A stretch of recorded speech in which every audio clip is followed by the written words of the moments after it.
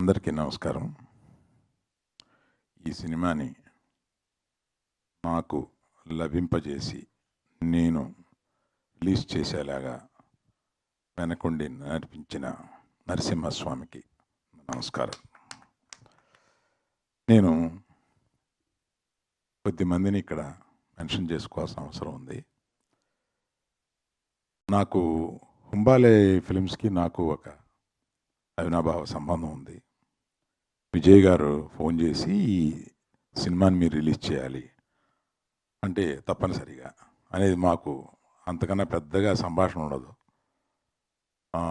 అట్లాగే కాంతార ఇంకొక ఆయన సినిమా ఇంకొక చోట రిలీజ్ చేశాం. మనస్ఫూర్తిగా కృతజ్ఞతలు చెప్తున్నాను ఈ అవకాశం నాకు తీసుకొచ్చినందుకు. ఆ తర్వాత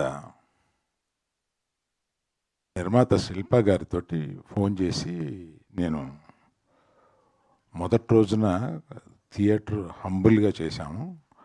ఈ సినిమాకి రియాక్షన్ చూసి రెట్టింపు చేశాము. సాయంత్రానికి మరుసటి రోజుకి మళ్ళీ 2 థియేటర్స్ పెట్టి పెంచుకుంటూ వెళ్తున్నాము అని ఆమెకి ఫోన్ చేసి చెప్పినప్పుడు ఆమె అలాగే నేను ఆమె మాట్లాడిన దాన్ని బట్టి ఆమె 50 సంవత్సరాలు ఉంటాయని అనుకున్నాను.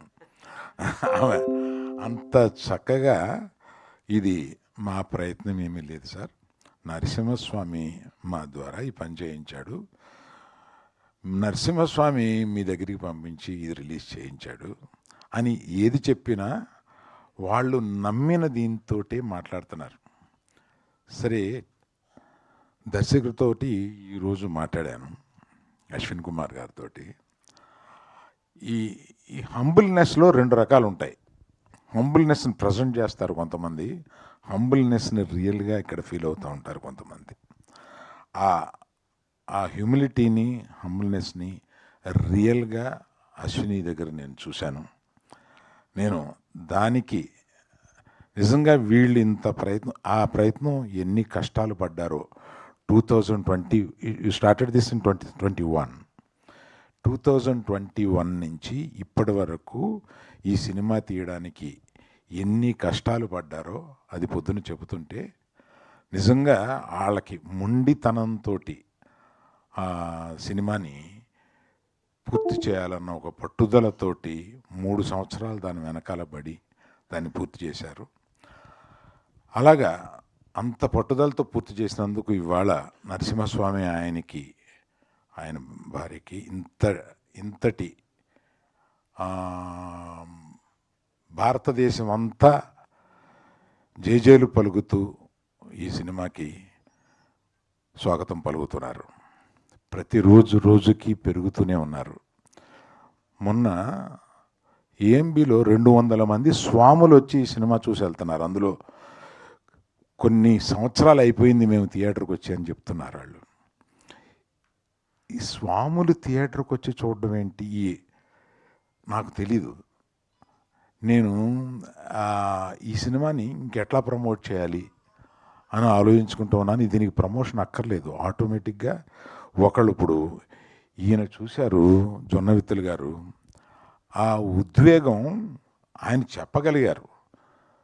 అది చెప్పలేకుండా ఉద్వేగం ఫీల్ అయ్యి ఇంట్లో వాళ్ళకి పక్కింటి వాళ్ళకి చెప్పే ఒక సందర్భం ఈ సినిమాకు ఉన్నది. అలాగే యాక్చువల్గా తనికెళ్ళ భరణి గారికి, జొన్నవిత్తులు గారికి నేను ఒక రకంగా కృతజ్ఞత ఎలా చెప్పాలంటే, మా గీతా ఫిల్మ్ డిస్ట్రిబ్యూటర్స్లో అడిగారు, ఏమండి ఇది నెక్స్ట్ మన నిర్మాత దర్శకులు వస్తున్నారు కదా, అప్పుడు మనం చీఫ్ గెస్ట్లుగా ఎవరిని పిలిస్తే బాగుంటుంది అని అంటే, నేను తడుముకోకుండా మనం పిలిస్తే పెద్ద పెద్దవాళ్ళు వస్తారు కానీ ఈ సినిమాకి పిలవాల్సింది భరణి గారిని, జొన్నవిత్తులు గారిని పిలవాలి, నేనే వాళ్ళకి ఫోన్ చేసి రమ్మని చెప్తాను అని ఇమీడియట్గా వాళ్ళకి ఫోన్ చేస్తే, ఈ సినిమా గురించి ఆల్రెడీ విన్నామండి, అబ్బో గొప్ప సినిమా అంట కదా అంటే, ఇవాళ సాయంత్రం మీరు వీలు పెట్టి కుటుంబంతో సహా మీరు వెళ్ళి ఈ సినిమా చూడండి అని త్రిబులిలో వారికి ఏర్పాటు చేస్తే వాళ్ళు చూసి ముగ్ధులై ఇప్పుడు చెబుతున్నా, ఇది చూస్తే ఇటువంటి సినిమాని చేయడం మహద్భాగ్యంగా ఫీల్ అవుతున్నాను. ఈ నరసింహస్వామి ఈ సనాతన ధర్మాన్ని నమ్మిన ఇక్కడ ఉన్నవాళ్ళంతా ఈ సనాతన ధర్మాన్ని నమ్మిన వాళ్ళు. మీకు ఇంకొక విషయం పవన్ కళ్యాణ్ గురించి చెప్పాలి. సనాతన ధర్మం నాకు తెలిసిన వాళ్ళల్లో కానీ, అంటే నాకు సన్నిహితులైన వాళ్ళలో కానీ, మా కుటుంబంలో కానీ సనాతన ధర్మం గురించి పవన్ కళ్యాణ్కి తెలిసినంత వేరెవరికీ తెలియదు. అతను పవన్ కళ్యాణ్ గారు సనాతన ధర్మం గురించి మాట్లాడితే మనం ముగ్ధులం అవుతాం. తప్పనిసరిగా వారు ఈ సినిమా చూడాలని, ఈ సినిమా గురించి మాట్లాడాలని కోరుకుంటున్నాను. సో ఈ అవకాశం నాకు ఇచ్చిన అందరికీ, ఈ సినిమాని ప్రేక్షకులే కాకుండా మీడియా వారికి కూడా కృతజ్ఞత. ఎందుకంటే దీన్ని మీరు ఇంకొంతమంది ఈ సినిమాని గురించి వినినా వినకపోయినా వారి చెవులకు తీసుకెళ్ళి వినిపించి ఈ సినిమాని చూపించే బాధ్యతగా మీరు తీసుకున్నారని నేను నమ్ముతూ అందరికీ నమస్కరిస్తున్నాను.